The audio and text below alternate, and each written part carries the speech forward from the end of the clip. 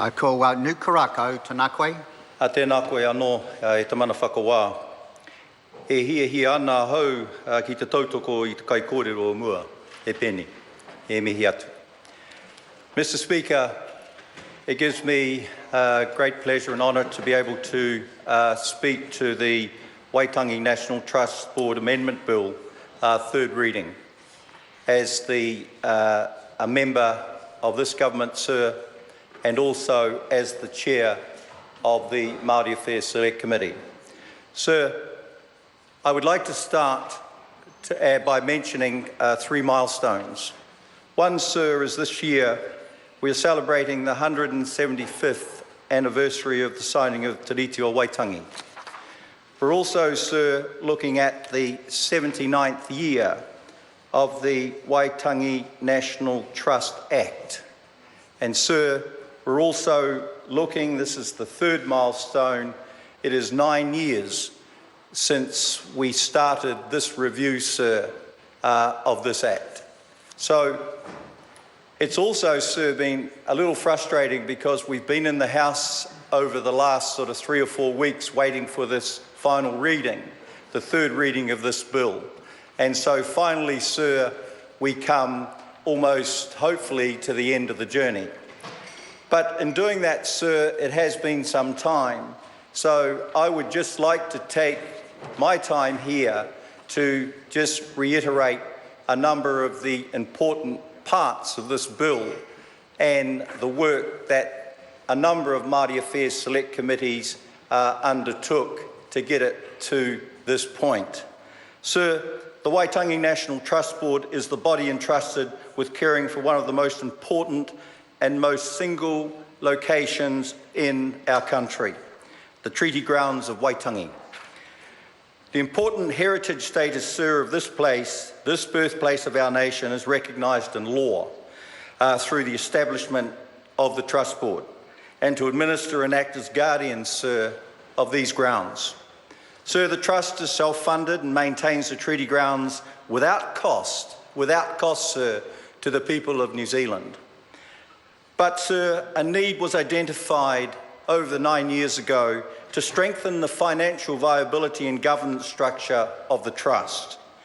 The most significant change, sir, in this bill makes what it does is to structure the Trust. Currently, sir, there is a risk that the perception of a conflict of interest could arise between the constitutional roles of the Governor-General, the Prime Minister, the Minister of Conservation and the Minister for Māori Development.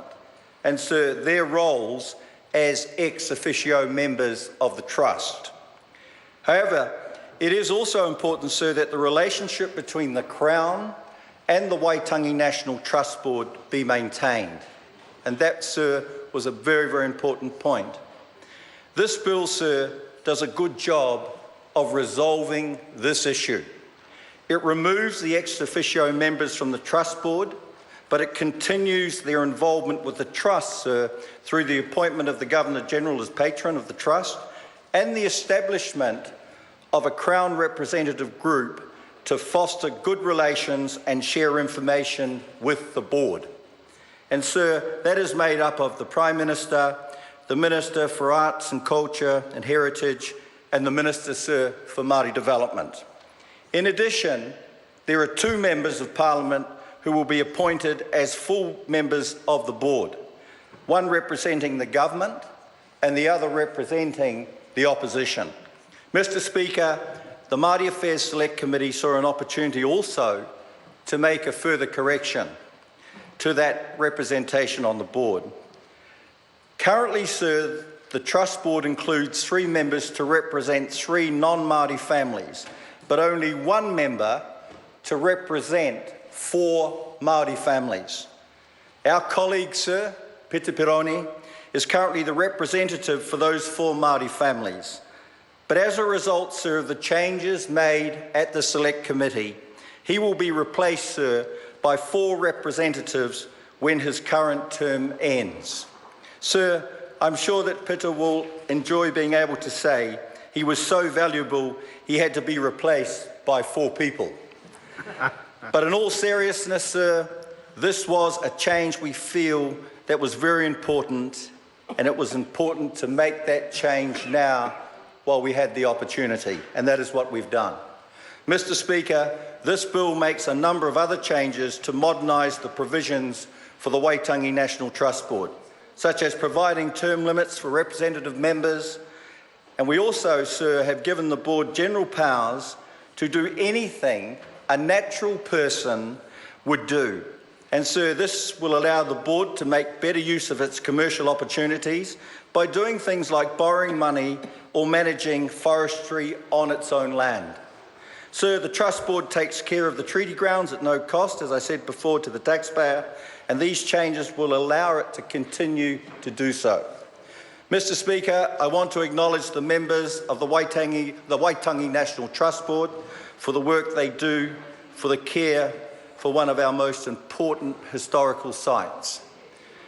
I also acknowledge, sir, my fellow members of the Māori Affairs Select Committee for the work that they put in to consider this bill, sir. There was a lot of work that was done.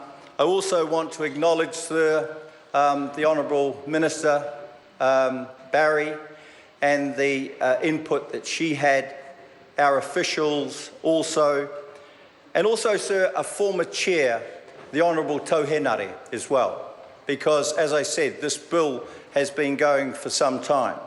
And finally, sir, I do indeed, and I acknowledge the former Speaker, as I said at the beginning, but I want to pay tribute once more, sir, to his father, the late Eri Mahenare, who served this country, sir, and his people on many other boards and was a tireless advocate for Te Reo Māori.